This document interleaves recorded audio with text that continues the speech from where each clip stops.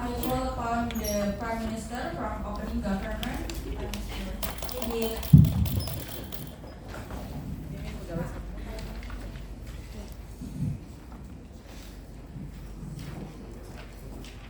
Kasnya dulu ya. Kasnya dulu. Tes.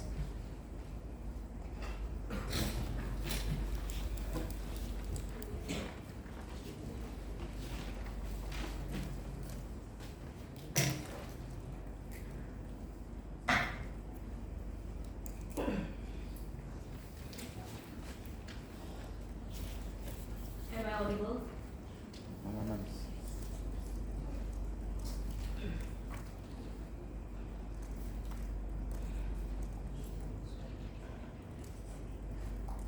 Mr. Chair, in a world where most workers stay with one employer until retirement, employment becomes a relationship, not a transaction.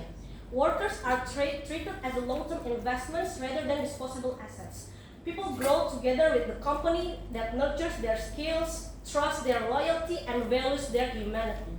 Contrast that with a world where people constantly change employers, where workers are reduced to market commodities, endlessly replaced and rebranded. We believe stability builds dignity, community, and genuine human growth. Before moving on to my arguments, I'm going to first clarify what this debate should be about. This is an analytical motion, meaning we should not imagine a world that is completely unrealistic to the nature of employment itself. Rather, both sides must debate within logical extensions of what long-term and short-term employment models look like. So what does the world look like in our side? In our world, long-term employment means that not only do individuals have a genuine interest in staying longer, but companies and even the state share the same interest. First, for individuals, when employment is seen as a lifelong option, people make deeper and more informed decisions before joining a company. They seek information, read reviews, ask seniors, and even evaluate compatibility more carefully. Their motivation is to build, not to test. This contrasts sharply with the opposition world, where people treat jobs as a temporary experiments like, let's see if this is fit. Second, companies in our position and our work are more willing to invest in their workers. They provide training, upskill, and intermobility and or rotation because they expect to retain employees. In the opposition world, those same investments are seen as wasted. Hence, in opposition world, turnover will be so much high, and bright and talented employees constantly walk out from the company.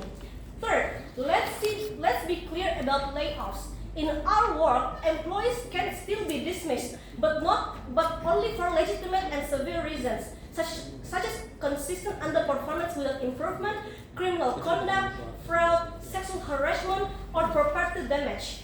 These principles apply in both worlds. Finally, states are more likely to trust and prioritize companies that preserve employment stability.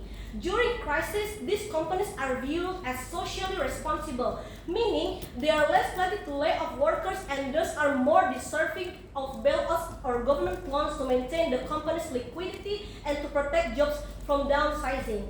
Moving on to opening government arguments, I am going to explain why long-term employment benefits the workers, and my Deputy Prime Minister will explain to you the analysis on the company and the state. Let's begin with the actor and that stands to gain the most in today's debate. First, the workers.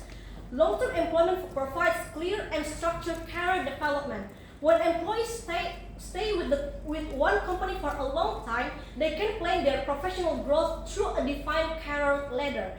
This creates predictability. Workers know what milestone or performance levels are needed for promotion. Their motivation is sustained because companies having long-term interest in their workers provide guidance, mentorship, and upskilling opportunities throughout the process. Over time, these employees gain higher pay, recognition, and access to more strategic projects. This creates a sense of contribution and belonging. So, they are not just completing tasks but building a legacy within the company. Second, long-term employment provides economic and psychological stability. In our side and in our world, workers have far more predictable income, benefits, and job security. This stability is particularly vital for vulnerable groups such as migrants, young families, or lower-income workers who may lack safety nets if they frequently change their jobs. Stability allows people to plan long-term financial goals, buying a home, supporting children's education, or investing for retirement. In contrast, the opposition world, what they defend is that income uncertainty and job volatility, which generate more stress and short-term thinking. Workers move from one contract to another, prioritizing immediate survival over professional growth. Third, companies in our world make a stronger effort to help employees find the right fit. Because turnover is low, companies are incentivized to maximize each worker's potential. They invest not only in training but also in job rotation, as seen in countries like Japan, where workers are moved between departments such as sales, archive, and human resources. This process broadens employees' skills, helps them discover their strengths, and deepens their understanding of company operations.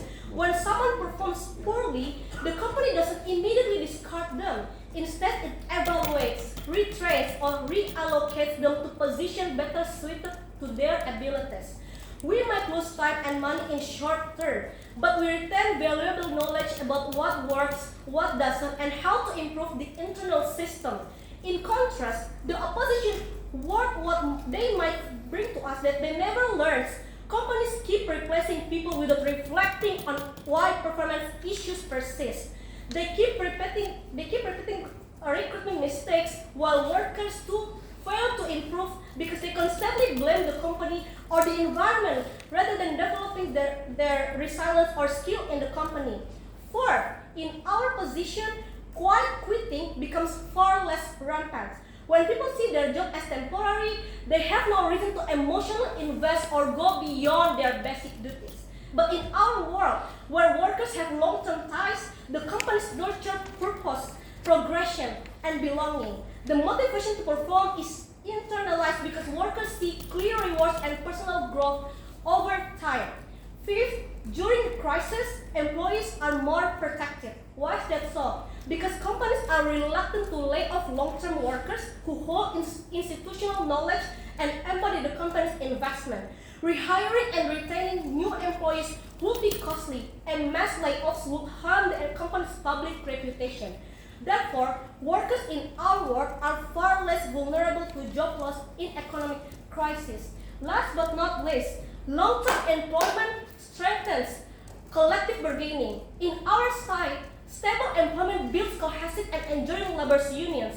This is because workers share collective memory and common interests, allowing them to negotiate better working conditions and fairer pay. Because companies have long-term investment in these employees, they are more willing to listen and cooperate, creating a mutually respectful and sustainable work environment. For all those reasons, we propose the motion.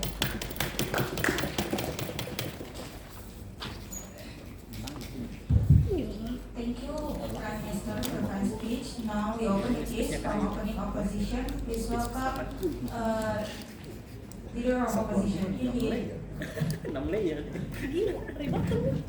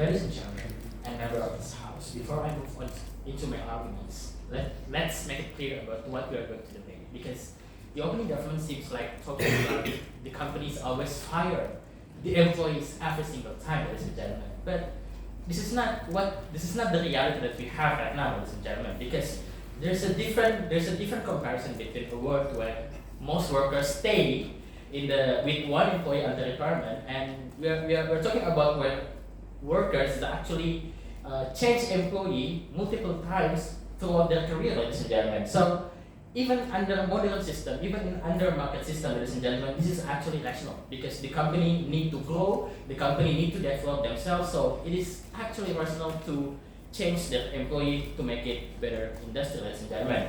The government tell you that stability equals dignity, love, loyalty, and growth, but we say that stability without mobility, ladies and gentlemen, leads to stagnation, and also mobility is actually creates opportunity, empowerment, and also adaptability, ladies and gentlemen. We believe that workers, company, and even states benefits in our world where mobility is the norm, ladies and gentlemen, where people have the freedom, incentive, and structural ability to move on when they are not comfortable in their current company, ladies and gentlemen, if the company do not comfortable in their current employee itself, ladies and gentlemen. Let me first respond to their setup before going to my cases, ladies and gentlemen. First of all, they said that long-term employee makes people more committed and careful in choosing their job, ladies and gentlemen. But their assumption is only hold if the company ideal forever, ladies and gentlemen, if the company profitable forever, ladies and gentlemen, which is rarely happens, right? In reality, workplace evolve, management change, people priorities shift, ladies and gentlemen. What happens when employee interest,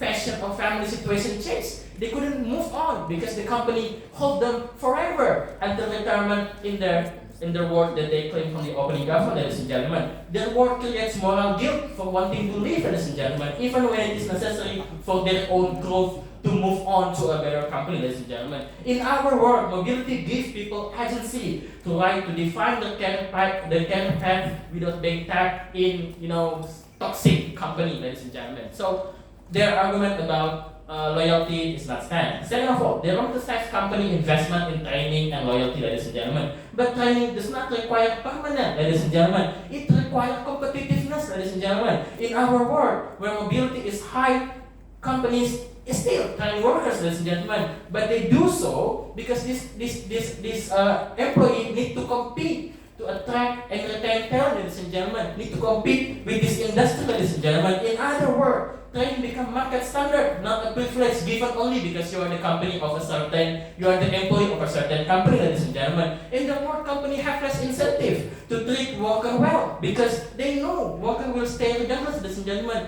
They know the employee will stay even if they are not even learning something from their training every single month, ladies and gentlemen.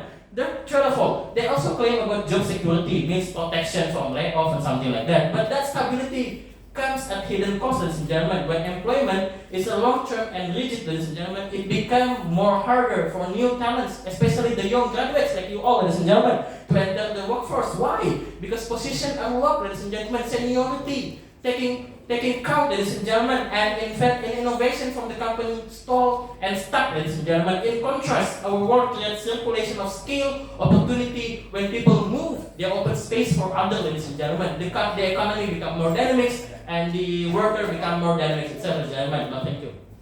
So, our side believes, ladies and gentlemen, mobility benefit all three major actors: worker, companies, and also the state itself, ladies and gentlemen. As the first speaker, I will explain about why mobility benefit the workers and why it creates more innovative and meritocratic economy, ladies and gentlemen. Let's move on to my first argument. Mobility empowers. Why it's actually better and it's create more opportunity for the company itself, ladies and gentlemen. In our work, workers are not bound to a single company or a hierarchy or something like that, ladies and gentlemen. They can explore multiple career environment, learn new system, negotiate for better condition, ladies and gentlemen. This freedom of movement creates two major benefits. First of all, bargaining power increase, ladies and gentlemen, because if the workers have the option to move, company must improve their payment, ladies and gentlemen, must improve their benefits, ladies and gentlemen, and working conditions to retain them, right? Compared to the work, ladies and gentlemen, when one worker tied to the company for, like, for example, for decades, ladies and gentlemen, their negotiation power will be decreased, right? They couldn't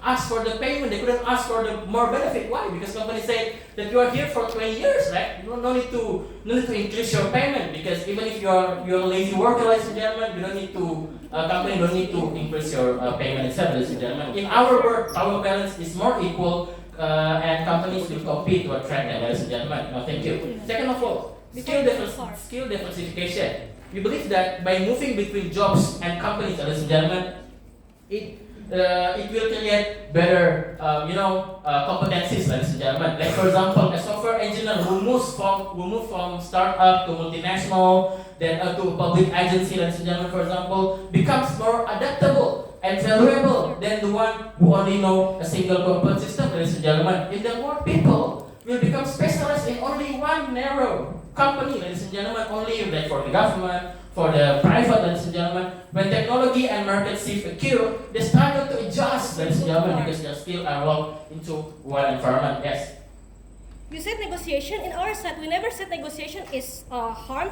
But once you enter the company, you are committed to the contract. You can't recklessly once you leave the contract, and you have to be professional at once you sign your contract. The problem with the contract itself, ladies and gentlemen, you couldn't improve those contracts. Why? Because the company do not have any incentive. Because you can't move on. You don't need to move on to other companies, ladies and gentlemen. So why company need to raise your salary? Why company need to change the contract? Because you don't have any incentive to do that, ladies and gentlemen. So this is actually not make any sense at all, ladies and gentlemen. In the government world, seniority becomes main currency, ladies and gentlemen. People stay longer, and then promotion is going to be very rare, ladies and gentlemen. It will create stagnation and gatekeeping, ladies and gentlemen. For example, for the younger employee itself, ladies and gentlemen, because the more because even if the performance of the young workers going to be very, very outstanding, ladies and gentlemen, they are not going to go to the senior level, because the senior level is still there until the retirement itself, ladies and gentlemen. Go to my last argument. They say, we also believe that, and they say that as a government, they will create resilience by helping underperforming employees find their feet, ladies and gentlemen. But let's be honest, is often a field for mediocrity, ladies and gentlemen, and we don't want our company become mediocre. We don't want our employee become mediocre, ladies and gentlemen. So we are very, very proud to oppose. Thank you for the leader of opposition to respond the case coming from OO. Please welcome Deputy Prime Minister Lili.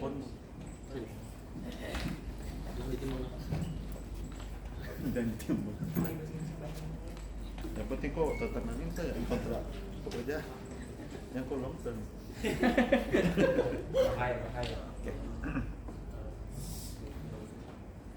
In the side of opening government, we believe that long-term employment is not about trapping workers. It's about building lasting cooperation. It creates a war where people, companies, and the state move in the same direction instead of constantly restarting from zero. I'm going to move the debate forward. I will rebut the opposition claim by showing you how their model fails in the long run, and I will extend our case by proving why stability is better for both companies and the state. I'm going to structure my speech into several issues, so bear with me. Number one, on skills and career growth. So the opposition said that moving between companies builds more skill and exposure. Let's be clear, exposure is not the same as development. In the short term, yes, workers learn new system. But in the long term, this constant change limits deep skill formation. Why? Because mastery of skill depends on time, mentorship, and feedback. Things that disappear when people keep switching jobs before they reach maturity in their craft. On our first speaker explained that stability gives structure growth, but I want to go further. Stability also lets workers see the full consequences of their decision. A project manager who stays long enough learns about how her choices in year 1 affects cost and safety in year 5. That long feedback loop, ladies and gentlemen, is how true professional wisdom is built, ladies and gentlemen. So the opposition world cuts that learning cycle really, really short. Also, when people change jobs too often, companies become risk averse in hiring. They fear wasting resources on people who might leave and constantly leave. So they prefer automation or short contracts employment, ladies and gentlemen. And ironically, opposition's idea of freedom creates market where companies invest less in people altogether. Secondly, on innovation and change. They say our work slows innovation because older workers stay longer.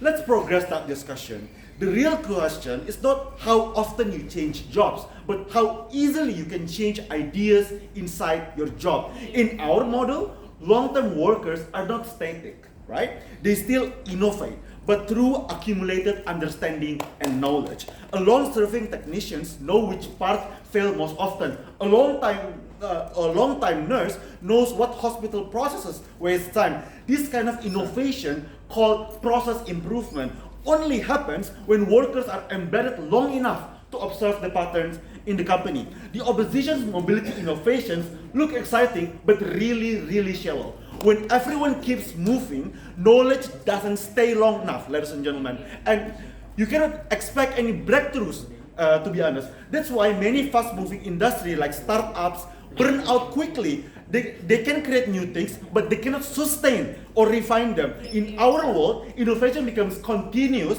rather than chaotic, built step by step on what people already know. So that's why in our side, knowledge management is better to build the company to become better. Thirdly, on accountability and self-improvement. Opposition said people improve more when they move to new environments. Let's look deeper into that analysis. Leaving a company every time things get difficult doesn't teach you improvement.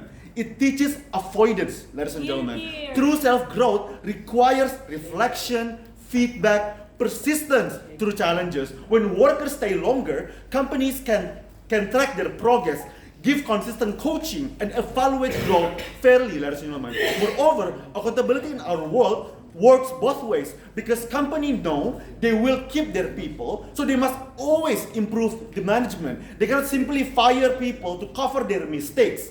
They must fix their leadership, they must fix their culture, they must fix their system. That's what is the incentive in our side. That means long-term employment pushes for more institutional accountability on both sides, not only for the company, but also to the individual, ladies and gentlemen. In their world, everyone can escape home anytime. Workers workers can leave the company, managers can be replaced, etc. So the result is the culture is what they are defending is no one takes ownership of the failure because they can just quit and run away, and that's really bad. But before moving to my next point, yes. Manager change is very normal because the company need to compete every single time with the industry. Sometimes pro hire is really necessary to make you compete with the industry and market. Why? Firstly, in our side, we don't say that we don't want to recruit new people. We say that new people should be recruited, but should be recruited in a way that we have to have very good evaluation in terms of who we are going to recruit. In your side, you can just recruit and you can leave and find a replacement, and that's what is the problem, because we say that the culture and the knowledge is not going to be retained anyway, right? So going to the fourth argument on motivation and ambition. Opposition say that stability kills ambition. We say it redefines ambition. In their world, ambition means climbing elsewhere, leaving the company to find something better, but creates constant comparison and insecurity. Workers chase titles, not impact. In our world, ambition becomes internal progression, improving systems, mentoring juniors, achieving masteries of skills. Companies can design long-term reward system like profit sharing, lifetime bonuses, leadership tracks that make staying genuinely aspirational. Long-term workers don't lose motivation because they gain the direction from the culture of this company. And because their effort accumulates over decades, their achievements are more meaningful than one-year performance spikes that they are trying to defend from hiring someone who is so brilliant, but the next year they don't stay anymore in the company, as you know, man.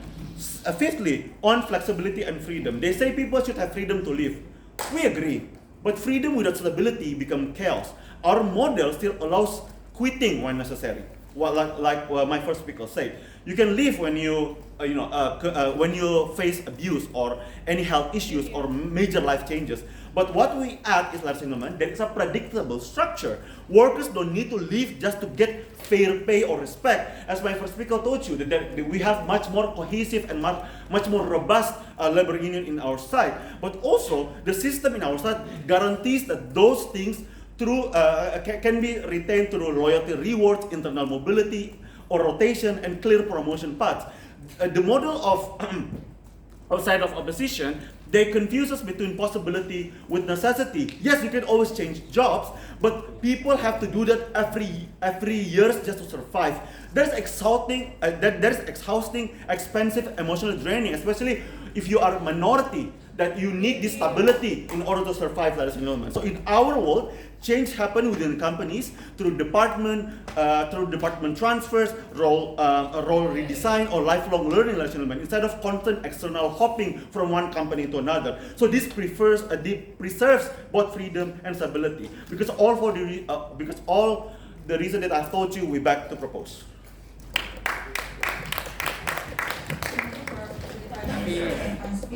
To close the half of the debate, I call upon Deputy Leader of Opposition. Ada HP enggak ya? Enggak ada ya?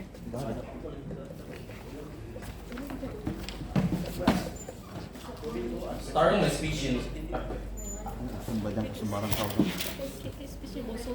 speech in 3, 2, 1. First of all, I would like to implore you to not buy Akbar's framing that quitting is going to be possible. When you have invested, like Rahayu has proposed, 20 years of your life learning the same thing over and over again, being a manager at Kala, for example, the adaptability of you working in a certain job is not going to be that easy whenever you're trying to move on to other companies like Konasa, for example. But first of all, Akbar proposes a better career development under the side of the house. We say that one, it is still going to be mutually exclusive anyways under our side of the house. On our side, it can still exist with different companies. If you have been elected as a manager in Kala, when you leave Kala for Konasa, most likely you will be placed in similar enough position or significantly easier position for you to return to your previous managerial position, for example. So the setback is not going to be really that much anyways. But secondly, we argue that this is a new world where there is going to be institutional support for high mobility education system that will attempt to fulfill the burden of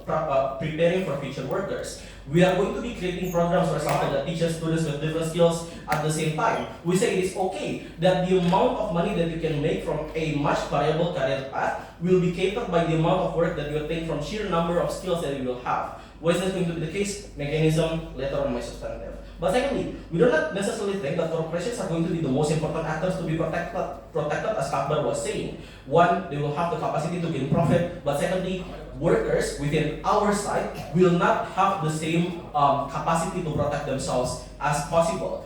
If a union leader, for example, in Indonesia is trying to propose for a much better working condition, the people that has the capacity, the biggest capacity to silence them are going to be most likely corporations like Jisamsu and so on and so forth. This means the people that are trying to protect is not going to be that good. But secondly, first of long-term workers have huge influence within their companies. So if they have some degree of power into labor unions, we say that labor unions have more incentives to now check and balance their companies. Because long-term workers that you're talking about are most likely going to be limited individuals that has executive position, the managerial position, the middle management that has been working for 20 years straight in the company will most likely not have the same say as this executive that has possibly just been granted the position by the amount of money that his father has donated within the companies. We say that in the world that you're trying to protect, it's still going to be way limited anyways, the capacity of these people to even interact, because your capacity to interact within a company is going to be severely limited by the amount of money and the amount of contribution that you're producing towards this company. We said that even if, for example, you've been working as a middle management for 20 years, you will not have the capacity to determine which way the companies are going to be moving forward in the future. But secondly, what does company looks like under both status quo? One, most companies are going to be profit-oriented. they will try to optimize as much profit as possible. This means they are going to have every single incentive to replace every individual that they deem unnecessary for their working culture. Anyways, this means under Akbar framing, literally the people that is going to be working for these companies for as long as possible, insofar as they're unable to literally compete with the newer job market that is coming, newer students, people who has joined ISEC or ISMA, for example, when even if the companies have been joining LPDP, they're not going to be giving any opportunities towards this middle management anyways. But second of all, notice that every single welfare management has been designed to the benefit and the profit of the companies. That means even HR, human resource development, are going to be working under the direct basis that they're able to bring profit to the companies. So even if you are trying to argue that there's still going to be worker protection to an extent, it is not going to be existing insofar as the worker protection is going to be much bigger than the possible profit that these companies can gain by simply quitting these workers to begin with. Several framing that. Notice that this is how this house prefers motion. We will be debating under a completely new world. One, in cases of the current job market, how will the process be much better under opposition? One, in a condition where workers have been allowed to move between different jobs to try out different opportunities. One, they will have a much more diversified skill set. They will have much more opportunities to learn from as much different jobs by being productive, harder to replace, and this will lead into a much better opportunities for different workers at the end of the day to fill in and find work in a cross-sectoral job market. Why is this going to be the case? One, notice that this is a new world. There's going to be certain extent of normalization. They will not be shunned for trying to run away from any sort of job condition that they have. But secondly, notice that this is going to be encouraged. This is going to be institutionally supported by the government. One school system that understands the needs of individuals. They will be taught how to switch between different multiple interests and multiple disciplines early in the educational path. But secondly, there's going to be much higher amount of retraining facilities to employees that decided to job hopping. But thirdly, there will be a much better institutionalized support in the form of universal healthcare to keep employers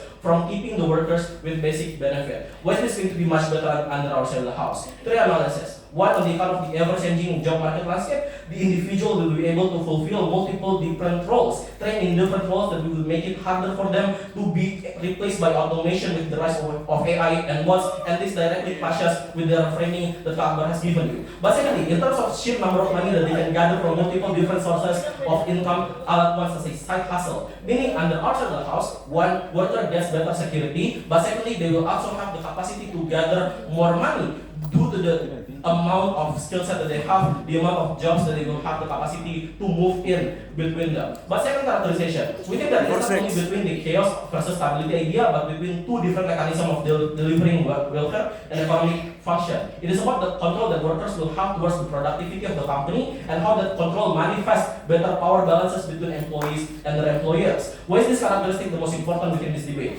Insofar as no team is able to answer this, we can win. Notice that opposition and government might be true that the number of skills that you have is not the sole determinant of how much money you can get. It is about your skills, privilege, etc. But as long as workers will have the capacity to move on from a workplace because they think that the welfares have not been met, the argument is going to run. Notice, we will not accept any rebuttals from CG saying that if every worker can have multiple different skills anyways, the one worker living in the company will not matter as much as it can be replaced. Because at the end of the day, retraining these workers are going to be that expensive. Why? We think that insofar as this is a world where job hopping is normalized, the threat for employers are going to be systemic. We are not talking about just one worker, we are talking about every single worker that will be trained and have the same incentive to run away from any companies that they deem are too dangerous. This means these companies are going to be cutting off their own profit from the potential workers in the future. But second, notice that the workers who can run away and employers can understand this and try to meet their demands. This means one, less union busting and better negotiation process. Secondly, this is a comparative analysis on GOV is that workers are going to be structurally dependent on one single firm that do not even care about their own livelihood. But second, there's going to be rampant economic shock will become systemic disasters because every single workers with the same skill set under their side of the house is going to be hit. That's why I refer to propose.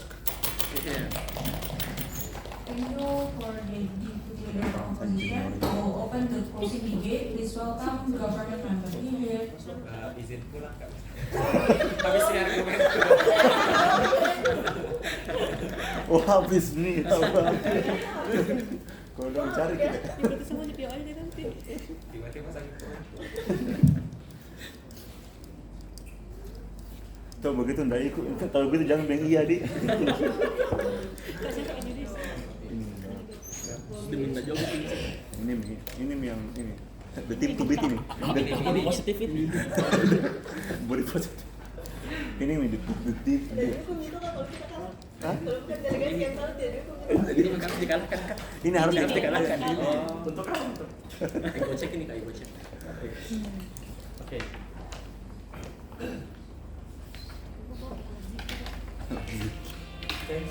Check. Okay.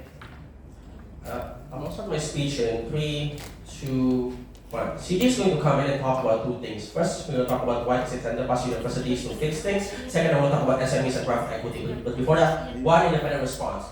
OWA talks about middle management and executive positions. We know that this is only true insofar when workers in lower corporate hierarchy have no guarantee of upward corporate mobility, which is likely to happen in their side of the house insofar where if I'm a company and I want to hire middle management, I would rather hire someone else, i.e. Kharji from Kala to Sementonasa as opposed to PT Kala hiring someone, promoting someone from their own company. Which means that in their side of the house, because there are no clear trajectory where your middle management are only going to come in from horizontal workforce, your baseline lower level workers have no ability for them to enter middle management positions. But secondly, they talk about labor competition and job hopping, which is actually bad because this makes the upward mobility impossible. Because now all of the middle management positions are only available to those who have the privilege to sort of enter very elite universities to begin with. Whereas that means that I think a lot of workers right now in status quo have no availability to enter that specific hierarchy of the workforce themselves. Two extensions there. First on the university, second on private equity. I think the mechanistic change of our labor workforce starts from the institution in which they are created. This extends OG. OG says that people are going to be selective in choosing companies to work for. CG says it goes beyond that. Insofar that the narrative that university institutions are mandatory prior to joining the workforce, this narrative amplifies insofar where if people know they're going to stay in one company, so you better make sure that they enter the best university possible. So they have the incentive to make sure that the one company that they go to gives them as much benefit as much as possible. This means that people are also likely to be selective in the university they go to. What's the impact of this? One, there's a race to the top, i.e. escalating form of competitions for universities to accommodate the students for two reasons. One, incentives to attract students into their uni because now they have the ability to say that the work acceptance rate of my university for our graduates is actually very high because now companies have the incentive to hire the best workers possible in the onset of recruitment phases. Why is this important? And I think this tackles the argument from opposition as a whole. Why is that the case? We said that wages and worker retention are higher in our side of the house for two reasons. One, initial recruitment phases for companies means they have the incentive to offer more benefits in the onset of negotiation for fresh graduates because they now feel like their workers are long-term investment that they have to train into. That's why in terms of the house, companies are willing to pay 7 digits wages to fresh graduates, where in their side of the house, there are no incentives to do that because they feel like the fresh graduates doesn't necessarily have too much value because they can just be fired in the long term if they're not as productive. I think in our side of the house, because they feel like there are incentives for companies to do this, universities have the incentive to build even more facilities, build more research facilities, etc. Better curriculums and soft skill upskilling because now they feel like their reputation is dependent upon their graduates being able to enter the workforce long term. This is why in our side of the house, productivity that I think unlocks opening government's case because opening government's case is dependent upon these people being able to mechanize their maturity, their productive maturity, and the national opposition or productivity is dependent on the workers themselves being productive prior to entering the workforce, which is mechanized under our side of the house, insofar where the university themselves are better. But before I continue, anything on? Okay, no. Second extension on SMEs and private equity. And I think this is likely to be true for two reasons. One, I think the available baseline of quality workers in our side of the house, insofar where universities are fixing themselves and have more facilities, means that even SMEs who previously in side opposition may not have the best workers because the type of competition and quality is quite low. I think SMEs, for the simple reason that there are better workers in our side of the house, gets to be more productive simply because of the availability. But second, the reason why SMEs cannot develop in opposition world is that because worker retention is very hard because they keep getting out-competed and their IPs or competitive advantage get stolen whenever the workers get stolen by MNCs. That's why in their side, the household of SMEs have that really good workers being stolen away by MNCs. And oftentimes, the accompanying experience and exposure to the SMEs IP or operational procedure that makes them good are now being stolen by the MNCs themselves, insofar they stole the workers themselves. This is where the mobility argument of opening up is actually quite dangerous because the ever-changing workforce, even if they say that we can just hire good workers to cover the skill gap, this is not true because even if you're a really good worker, you still have to adapt to new environment within the company, i.e. you work with different people, therefore you have to adapt to the operational procedure of the companies, means that for SMEs, that time gap of them having to train and adapt their workers again and again. This is what burns out SMEs and the mechanistic prior analysis for opening government. Why is this the most important thing? Because I don't think, like opening government says, it is the workers themselves that are going to determine the productiveness of the SMEs. There's a middle analysis there. That is to say that for SMEs to develop, they need private equity. But private equity is dependent upon seeing the workers themselves being very productive. But if I can do yes. Prove that adapting to Gen Z as a boomer is going to be more dangerous than literally having no safety net whenever the company has decided to fire you because you have no more values left. Not important. That happens in your side of the house and so far you get fired. So why you get more private equity for SMEs in our side of the house? Because I think SMEs are going to be much more consistent and are able to develop their maturity insofar where their workers are continue to be much more consistent, and the quality workers that they hire in the onset of recruitment phases don't go to MNCs and steal their IPs and operational procedures. This makes it very likely for SMEs to contain the combined advantage and compete with MNCs in our side of the house. Why this allows for more private equity? Because right now, private equity is quite cautious when investing. They feel like when wanting to invest in SMEs, they care about the long-term valuation of the companies themselves and whether or not the SMEs are able to sort of actualize that potential valuation, which are dependent upon the quality of the workers themselves. If they keep stolen away, what happens inside opening opposition, this means that SMEs never reach their highest potential valuation, which means that private equity preemptively don't want to invest there. What happens here? Which means that the lack of availability of private equity for SMEs means that one, they don't get developed, but second, a lot of startups don't get built in the very first place because the initial money that they require for existence are not as available to them because now private equity sees them as unable to reach that potential valuation because the workers are not as good as MNCs in their side of the house. Why is this bad? The destruction or the undevelopment of SMEs means that less jobs for workers, less competing wages, and less ability for worker absorption in a lot of countries like Indonesia, which have a lot of unemployment and are quite dependent on SMEs to absorb a lot of these workers in a lot of cities, even rural areas. And for all these reasons, proud to propose. Thank you for the first speech from government member to open the case for closing opposition. Please welcome opposition member. Lizo.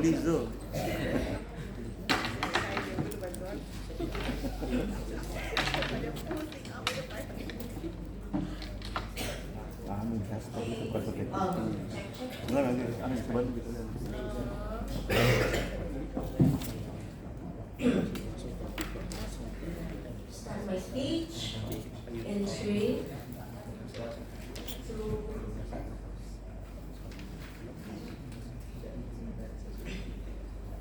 1. First of all, let's give the response to all of the government team. First, OG come to the debate expecting that on their side there will be a relationship and not a transaction.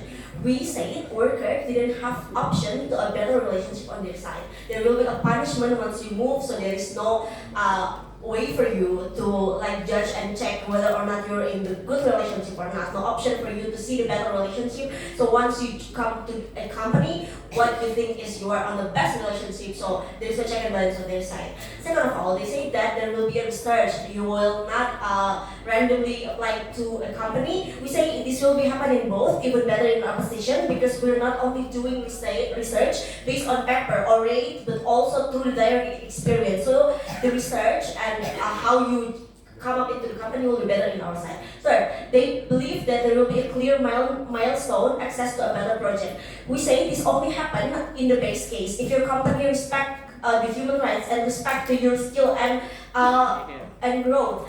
We say, what if you came up into the toxic and full of seniority company, you will be exploited because they know that you cannot leave, so there will be no room for you to grow.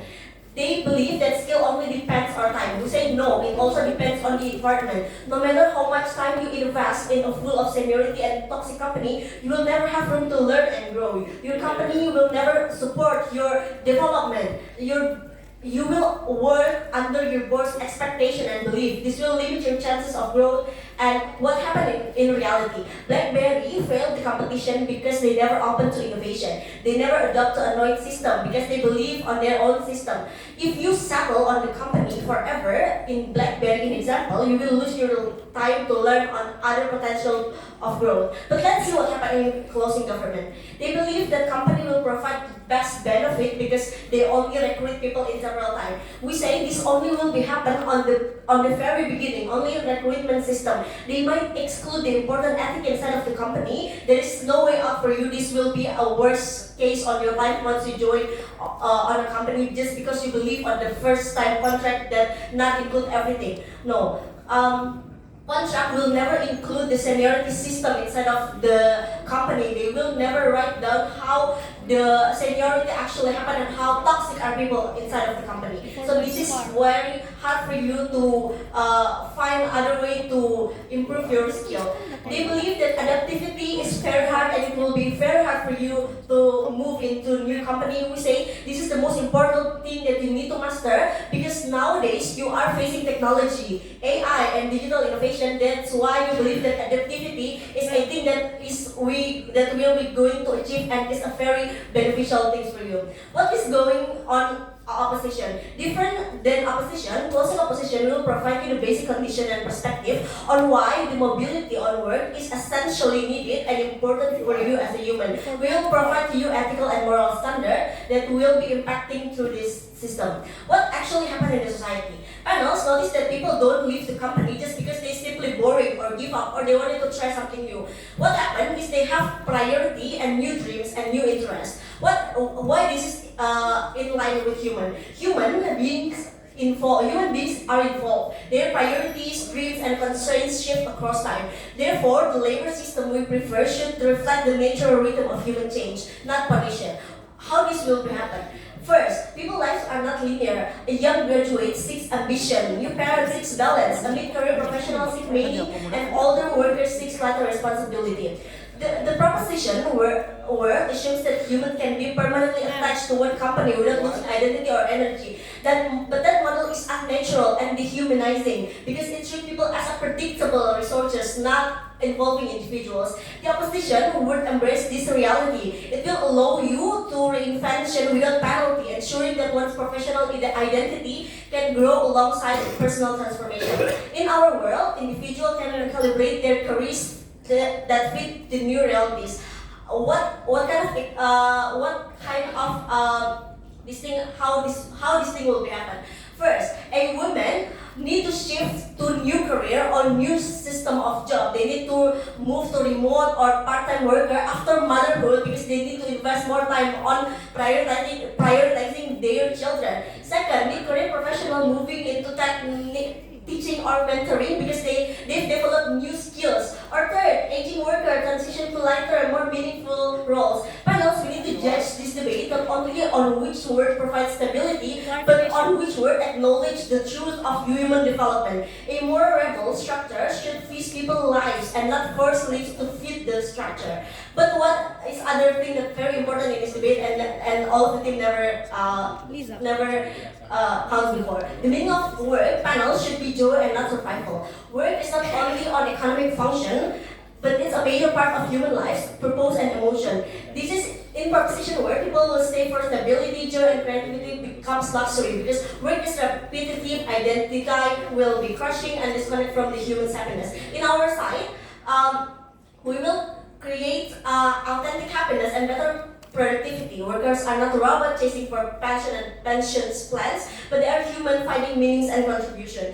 The debate should not only weight the material outcomes, but like salary or tenure, but also emotional and essential quality of life. A work that enables joy and self-expression is a moral superior because it allows people to live well and not just long. But what is the point that is very important from our side? Job mobility foster lifelong learning and adaptability. A world where workers change employers allow individuals to continuously grow and remain employable in rapidly evolving economies. How this will happen? First, every job shift exposes a worker new system, technologies, leadership styles. Over time, this builds a broad and adaptive skill set. Unlike staying in one firm, where learning often hard and constant. In today's world, with automatization, digitalization, and shifting market demands, people who have experience across sectors are more resilient to layoffs and in industry collapse.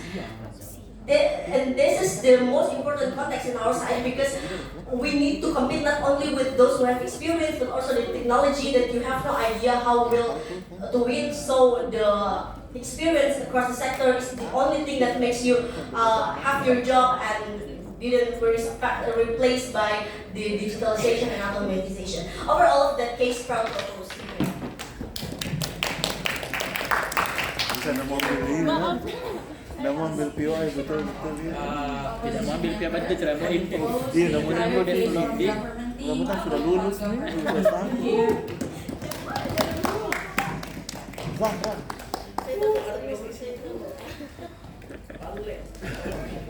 Palu le. Udah nabaya le.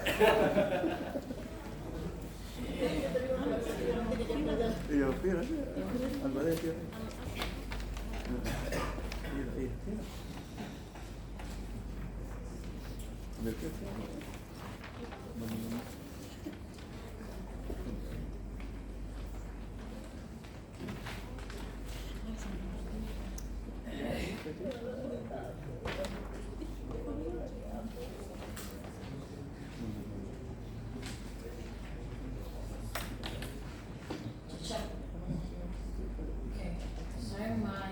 And 3 to 1.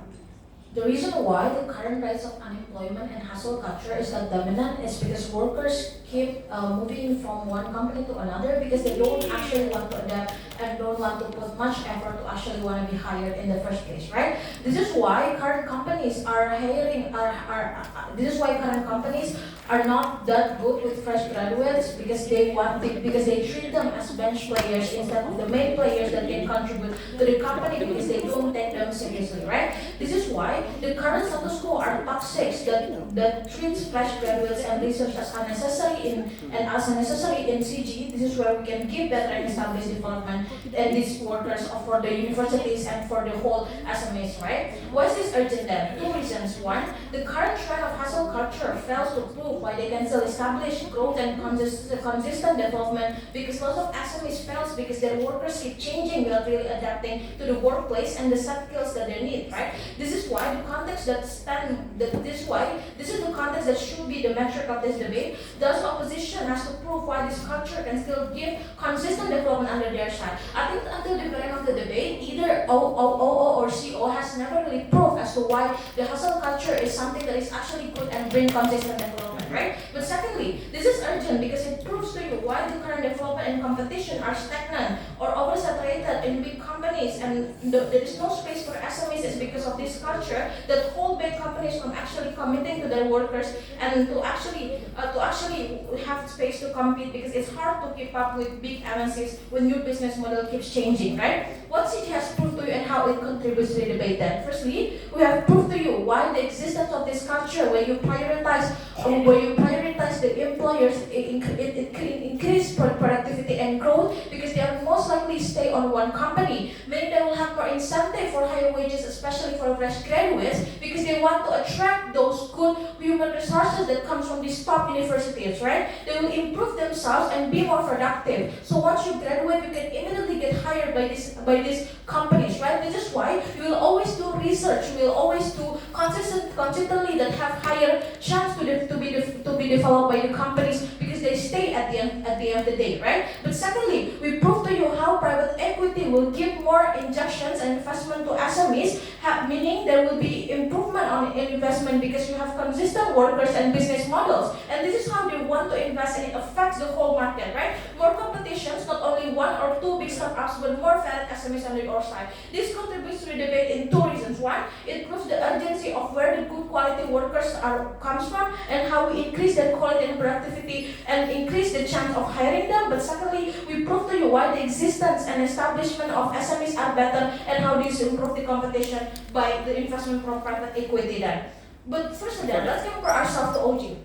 To OG later. I think that OG has only able to prove to you why this is bad for the workers and why they will have more negotiation power under their side, but they never actually prove to what extent actually will these companies give that leverage or like bargaining power to workers because there's no explanation as to how this where these good quality workers come from, right? We are the team that actually prove to you they come from these good universities that they want to increase their productivity, and this is the way companies have that incentive, right? This is only proven under CG panels. The point of incentive from these companies that actually want to keep negotiating, want to actually have initial transparency is because of these good quality workers that they want to attract, right? But secondly, we are the one that proves to you as to why small SMEs have more chances on competing